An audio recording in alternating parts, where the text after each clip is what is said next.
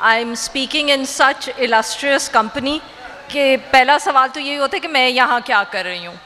So پھر میں نے سوچا کہ میں آپ کو بتاؤں گی how I look at journalism and the censorship as a sub-editor, because that's basically where I come from. I started my profession as a sub-editor, and what the sub-editor in me has seen over the years is that since television journalism has come in, اور ٹیلی vision journalism کا جو economic model ہے نا، میرے خیال میں ایک طرف تو ریاست کی سینسرشپ ہے جو ہمیشہ ہوتی ہے، کبھی زیادہ ہوتی ہے کبھی کم ہوتی ہے، بٹ یہ جو اکنامک ماڈل ہے نا، اس نے ہماری جرنلزم کا ستیہ ناش کر دیا ہے. Most of the money for these 40 or so channels is coming from the state. ہر چینل جو ہے وہ چل رہا ہے حکومت یا ریاست کے پیسوں پہ. جب وہ ریاست کے پیسوں پہ چلتا ہے تو ہم ریڈر کو یا ویور کو تو اہمیت ہی نہیں دیتے، اس سے تو ہم پیسے نہیں کما رہے، تو ہم کیوں کوالٹی جرنلزم کریں گے؟ مجھے یہ لگتا ہے. اخبار میں جب ہم تھے ہمیں بتایا جاتا تھا کہ صحافت جو ہے وہ لوگوں کی کہانیاں ہوتی ہیں. It's to tell the story of the people. We don't tell the story of the people because we wake up in the morning, those of us who work in TV channels and those of us who watch TV channels, and we focus on the politicians. آج ان صاحب نے یہ کہہ دیا, فلانے صاحب نے یہ کہہ دیا. پہلے وہ دن میں 4 پریس کانفرنسز کرتے ہیں, ہم لائیو کٹ کرتے ہیں. وہ لائیو کٹ اس لیے کرتے ہیں کیونکہ سستا ہے. دوسرا ہم لائیو کٹ اس لیے کرتے ہیں کیونکہ آدھا وقت جو منسٹر بیٹھا ہوتا ہے, he is making sure that the money is going to the TV channel. So let me tell you a secret. The next time you notice some random politician جس کی کوئی پریس کانفرنس کوئی channel مس نہیں کر رہا, تو دیکھیے گا کہ وہ کیا نوکری کر رہا ہے حکومت, اور کس حکومت کے لیے کر رہا ہے. سو پہلے تو ہم دن میں وہ 10 پریس کانفرنسز دکھاتے ہیں, اس کے بعد شام کو وہی لوگ آ کے ہمارے ٹاک شوز میں بیٹھتے ہیں, پھر وہ 2 اور باتیں کرتے ہیں, پھر ہم کہتے ہیں جاوید لطیف نے یہ کہہ دیا اور شہریار آفریدی نے وہ کہہ دیا. لوگ تو کہیں نہیں ہے نا اس کہانی میں. ہم سینسرشپ کی بات کرتے ہیں, ہم کہتے ہیں جی وہ نواز شریف صاحب کا نام نہیں لیا جا سکتا, آج کل عمران خان صاحب کا نام نہیں لیا جا سکتا, تصویر نہیں دکھائی جا سکتی.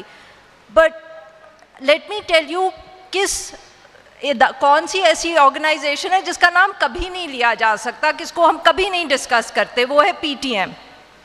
پریفریز کے اوپر ہوتی ہے سینسرشپ. ہم پی ٹی ایم پہ رپورٹنگ نہیں کرتے, اس کے اوپر جو سینسرشپ ہے اس میں کوئی فرق نہیں پڑتا.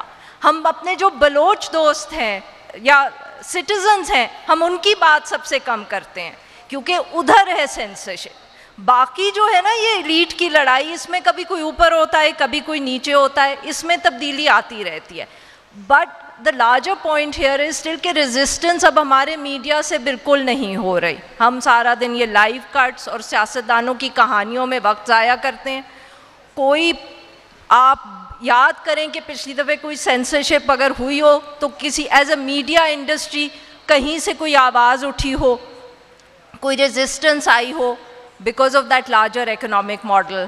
Journalists are thrown out of jobs, they are removed. کبھی کوئی گیسٹ بھی آ سکتا ہے کہ نہیں, کوئی آپ کو آواز نہیں آتی. ہمارے اپنے صحافی ہیں وہ ہاسٹیجز کے انٹرویوز کر لیتے ہیں, ہم اس پہ بھی آواز نہیں اٹھا سکتے.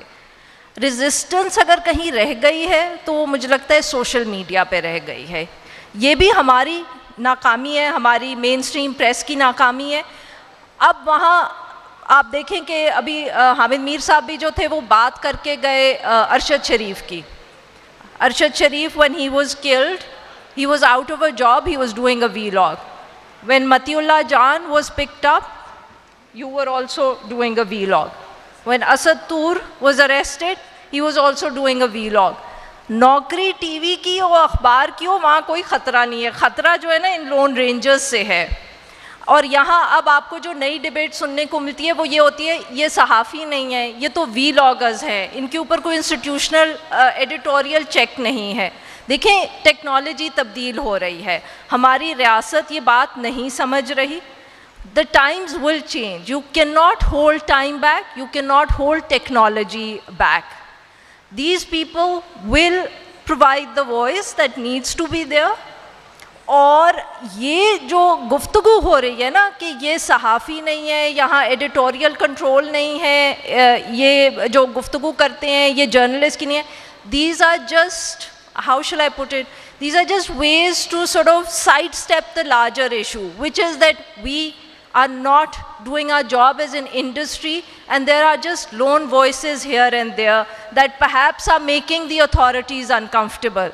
Because if they're getting in trouble, they are making somebody uncomfortable. So اگر ہم نہیں figure out کریں گے کہ ہم نے مین اسٹریم پہ انسٹیٹیوشنل طریقے سے کیسے اچھی رپورٹنگ کرنی ہے, تو پھر یہی کریں گے.